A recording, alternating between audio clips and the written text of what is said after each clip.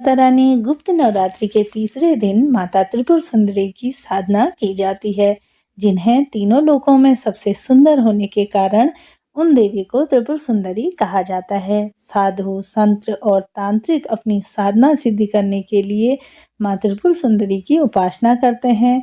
साथ ही त्रिपुर सुंदरी को सर्व सुंदरी देवी के नाम से भी जाना जाता है। तो चलिए त्रिपुर सुंदरी माता की एक पौराणिक कथा आप सभी को मैं यहाँ पे सुनाऊंगी। इसके बाद पूजा विधि और नियम भी आप सभी को बताते हुए चलूंगी। जैसा कि पौराणिक कथा के अनुसार देवी सती की मृत्यु के दुख से भगवान शिव ध्यान मग्न रहने लगे और इसी कारण से तीनों लोकों के कार्य में रुकावट होने लगी। तब सृष्टि के हित के लिए इंद्रदेव ने कामदेव को शिव का ध्यान भंग करने के लिए भेजा। कामदेव ने शिव पर फूलों का बाण चलाया, जिससे शिव का ध्यान भंग हो गया।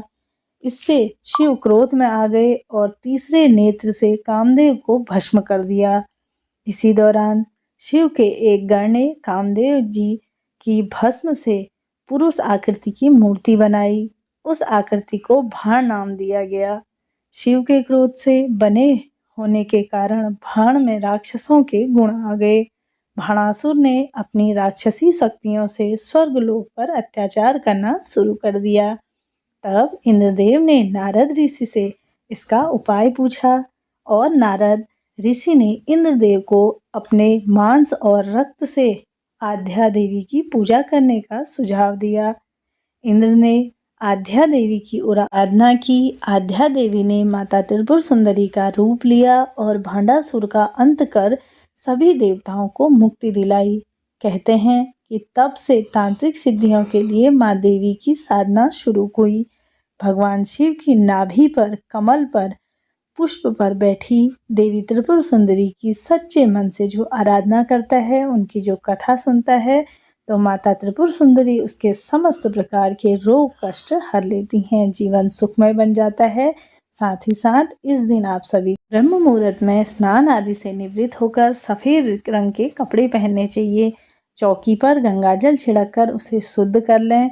साथ ही चौकी पर भी सफ़ेद रंग का कपड़ा बिछाएं। चौकी पर माँ त्रिपुर सुंदरी की कोई भी आपके पास फोटो प्रतिमा है तो उसे विराजमान कर लीजिए।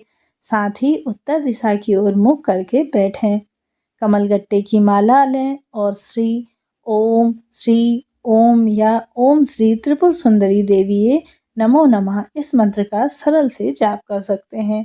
साथ ही साथ माता को इस दिन मौसमी फलों का भोग लगाना चाहिए या विशेषकर अनार का भोग आप लगा सकते हैं। माता त्रिपुर सुंदरी की पूजा से जुड़ी हुई कुछ खास बातें इस प्रकार से हैं।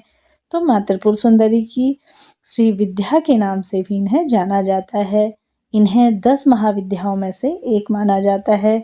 माँ त्रिपुर सुंदरी की पूजा से भोग और मोक्ष दोनों ही प्राप्त होते हैं और इनकी पूजा से सौंदर्य की भी प्राप्ति होती है।